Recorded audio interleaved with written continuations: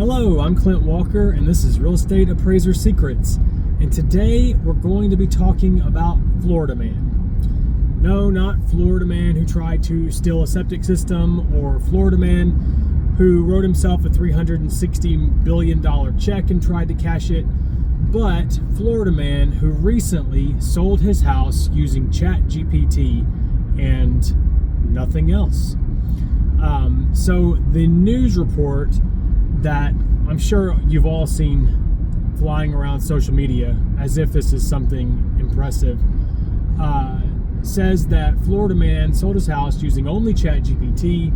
ChatGPT helped him price the property, helped him market the property, make his flyers, do everything, including tell him which rooms to paint and what color to paint them to get maximum return on his paint. It's honestly wild. I can't believe this story is being shared around social media as if it's something really impressive, because it's not. I mean, basically, Florida Man sold his house for sell by owner, and that's the end of it. But let's talk about the implications of the article and the high points.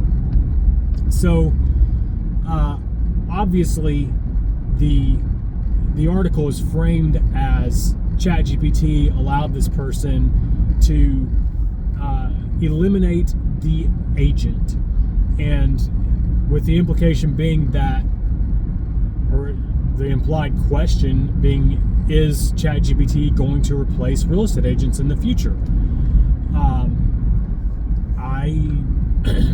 I'm doubtful, but that's not the point. The article also says that Florida Man using ChatGPT sold the house in 5 days with multiple offers. Okay, that part is really the truly astounding part of this, because obviously the article wants to make this sound like that those details make this a huge victory. It wants to frame those facts as something extraordinarily good, right? So I don't know anything about the market that Florida Man's house is in. It could be that in his market, unlike practically everywhere else in the country right now, in his market there is an extreme scarcity of homes, meaning that Florida Man had no competition, and that there's extremely high demand for his area. So basically Florida Man is existing in 2020 while the rest of us are selling in 2026. Maybe they are. Markets can be, I've done other videos talking about how markets can be very small segments. So it could very well be that Florida Man has tremendous demand for his property. And that is the explanation for the property selling in 5 days with multiple offers. But let me tell you, if this article was written about Tennessee Man, Nashville Man, who accomplished this, then my reaction in the majority of markets that I see in Middle Tennessee right now would be that this person drastically underpriced their home. Because if you drastically underprice your home, even in our market here, where there are too many houses for sale and too little demand for those houses currently, you could still get multiple offers and sell in 5 days. There is real estate, there is always some demand for real estate. So, giving your house away is always an option. And if the only talking points after you do that are how fast you accomplished it and how many people wanted to receive the house that you're giving away, then you will look like a big winner. So we don't know those details about Florida Man's experience. I don't want to sound like a super stick in the mud skeptic over this, but I do suspect that Florida Man underpriced his house. And here's one of the reasons that I suspect this is the case. I think the statistics will show, because I've seen this myself, although I don't want to paint with too broad a brush, but I've seen this myself in multiple instances, that in those circumstances, those situations where a seller has elected to forego using an agent because they're just so resistant to paying an agent commission that they just want to go do it themselves. So they go for sell by owner, or this would not be completely cutting out an agent, but it's sort of going around the typical agent transaction. They go do it by auction. So they'll pay an auctioneer and they'll pay whatever small buyer's agent fee. But they do it either for sell by owner or by auction.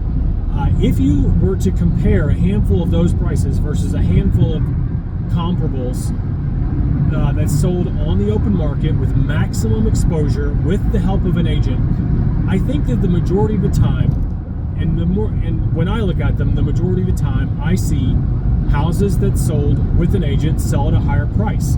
And it's not just a higher price that pays agent commissions.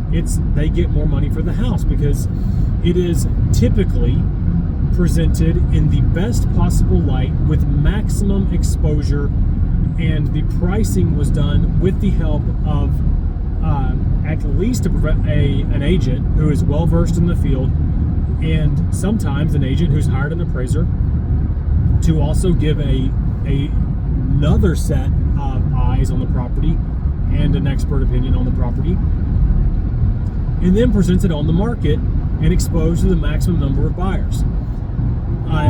It is typically those homes that I see sell for the highest value. And now, do they right now always sell in 5 days with multiple offers? No. But selling quickly is not always the best indication that you got the most money, you got the most bang for your buck. Florida man says in the interview on selling his house that he's just thrilled because he estimates that he saved 3% in expenses in doing it this way. That's great.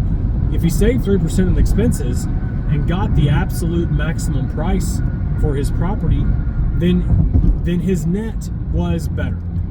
But if he saved 3% in expenses but priced his house 5% too low, then Florida man still lost out on 2% of what he could have gotten, right? And there's a very real possibility that he could have done that. I have seen agents price for 5% below market value because not every agent knows what they're doing. So if you've seen this article going around, I hope that, I'm sure it's sort of feels concerning to you. It feels concerning to me because honestly, I didn't understand why I was seeing it everywhere at first, and I still don't, because basically Florida man sold for sell by owner, even though in the article it says he got it on the MLS. Maybe the MLS in his area has different rules than ours. So say he got it on the MLS. So what? The whole thing doesn't seem quite as novel to me as it's being portrayed as. But anyway, I wanted to make a video about it to just sort of bring up that counterpoint. Maybe Florida man didn't get, multiple offers in 5 days because ChatGPT did such a great job. Maybe he got that because ChatGPT did a terrible job pricing his property.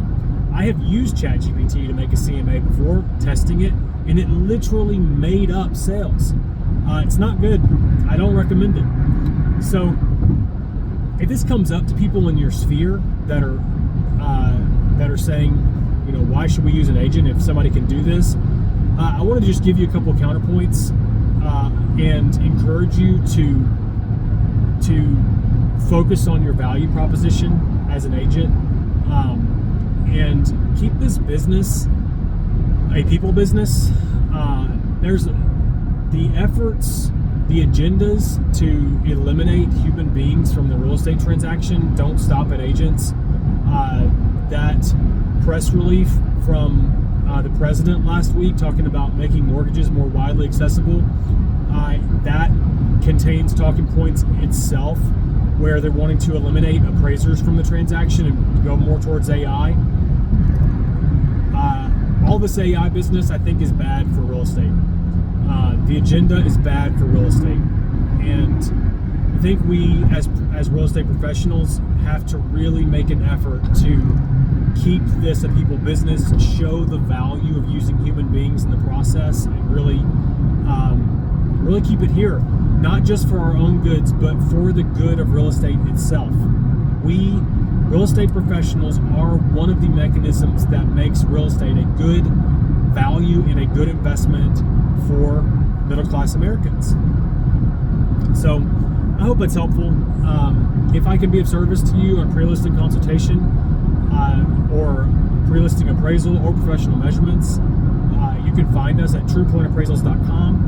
I greatly appreciate you watching as always, and I will catch you next time.